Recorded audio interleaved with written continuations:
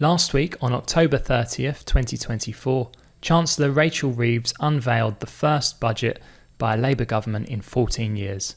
In this video, I'm going to be looking at the key changes that I think impact e-commerce business owners: capital gains, business asset disposal relief, stamp duty, and employers' national insurance.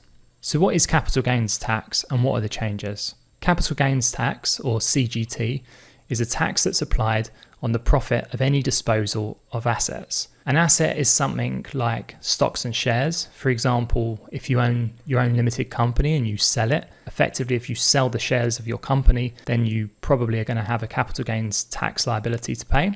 Cryptocurrency, or regular stocks and shares. And finally, property. There are two rates of capital gains tax. The first is the basic rate, which prior to this budget was 10%. And the second is the higher rate, which prior to this budget was 20%. After the announcement of this budget, those rates have now changed. The basic rate of capital gains tax is now increased up to 18%, and the higher rate of capital gains tax is now increased to 24%. These changes are coming into effect immediately, so any gains that you make after 30th of October 2024 will be subject to the new tax rates. Similar to income tax, capital gains tax has an annual tax-free allowance. This is known as the annual exemption. In the current tax year, the annual exemption is £3,000. So if you've made a capital gain, how do you know whether it's going to be subject to the basic rate of capital gains tax or the higher rate of capital gains tax? The answer to that depends on whether or not you're a basic rate taxpayer or a higher rate taxpayer for income tax. So as an example, we have two scenarios. In each scenario, the taxpayer has £25,000 of employment income and a differing amount of capital gains. In the scenario on the left, the person has a capital gain of £20,000. To begin with, we take the £25,000 of employment income and deduct the personal allowance of £12,570. This leaves us with total income on which tax is due of £12,430. We would multiply this by 20%, which is the income tax basic rate, and that leaves us with an income tax bill of £2,486. Since the higher rate band starts at £50,270, we would minus the £25,000 worth of employment income from this, and this leaves us with £25,270 worth of basic rate band that's still available to this taxpayer.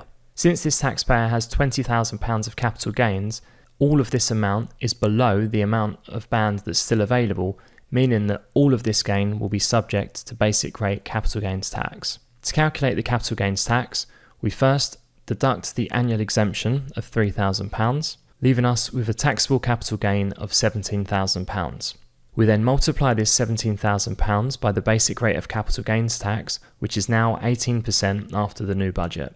17,000 times 18% is £3,060, meaning this taxpayer will have £3,060 of capital gains tax to pay. How would the capital gains tax calculation have looked before the 30th of October budget? We can see this below. The initial calculation would have been the same. There still would have been a taxable capital gain of £17,000. However, because the basic rate of capital gains tax was 10%, the capital gains tax charged would have actually been £1,700. This is a £1,360 increase after the budget. In the second scenario, the taxpayer has a £50,000 capital gain. The initial calculation will be exactly the same as the first scenario, meaning the £25,270 of basic rate band is still available to them. Calculating the capital gains tax looks like this. There's a £50,000 capital gain. We minus the £3,000 annual exemption, leaving a £47,000 taxable capital gain. As the capital gain is £47,000 and the amount of basic rate band that's left is £25,270, this means that the gain is greater than the basic rate band that's available. The way we would calculate this is to multiply the full balance of the remaining basic rate band. So if we multiply that by 18%, we're left with £4,548.60. Then, once we deduct the basic rate band that was available from £47,000, we're left with £21,730. We then multiply this by the new higher rate of capital gains tax, which is 24%. These two figures then combined leave us with a total capital gains tax bill of £9,763.80. How would this calculation have looked before the October 2024 budget? First, the basic rate band available would have still been the same, so £25,270 would have been multiplied by the lower basic rate of capital gains tax at 10%. Then, the balance of £21,730 would have been multiplied by the lower, higher rate of capital gains tax, which would have been 20%. The total capital gains tax bill in this instance would have been £6,873. This means that the budget has resulted in an increase for this taxpayer of £2,890.80.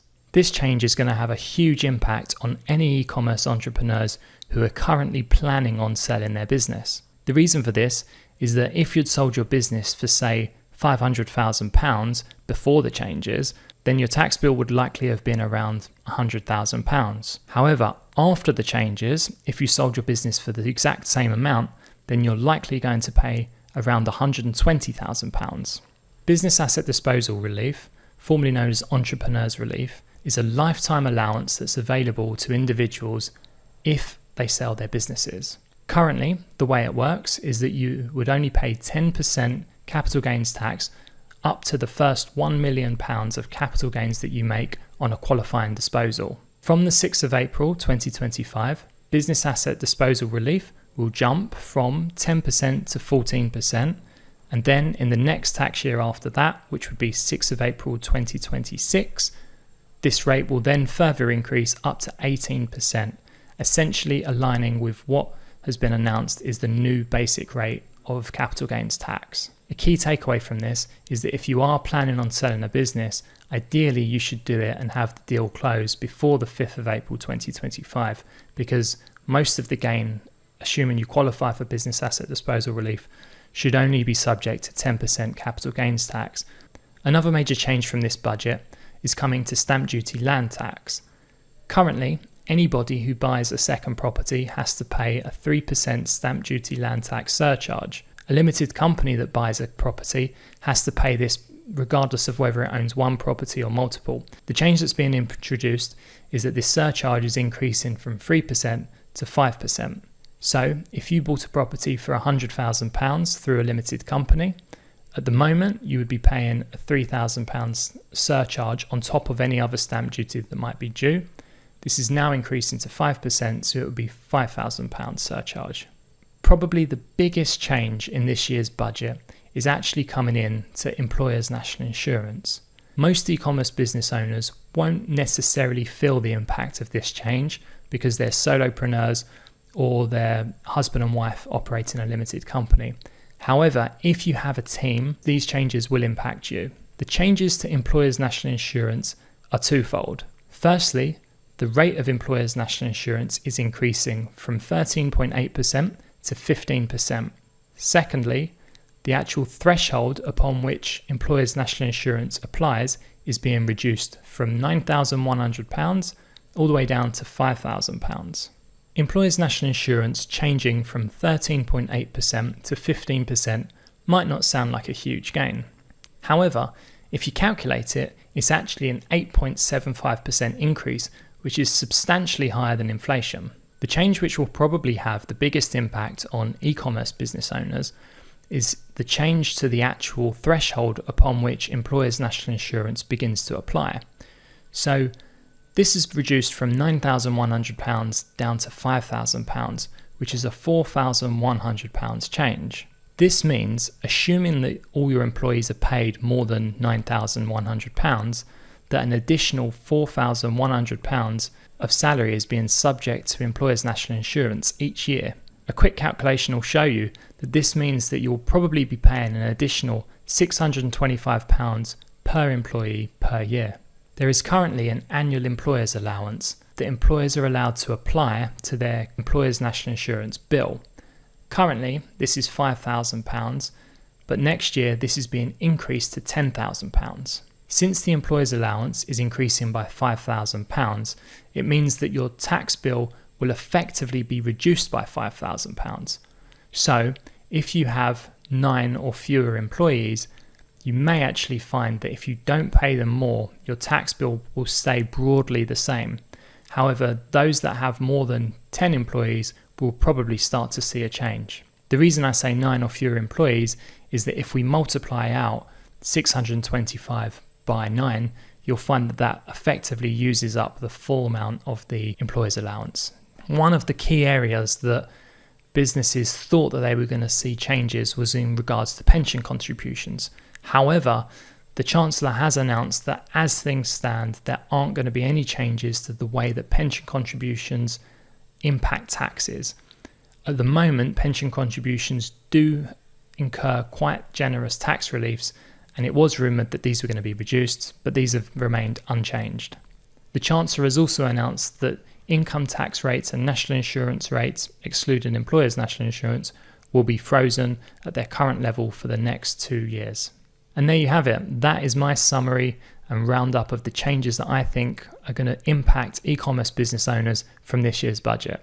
I hope you found it useful, and if there's anything you think I missed or if you've got any questions, please leave them in a comment below.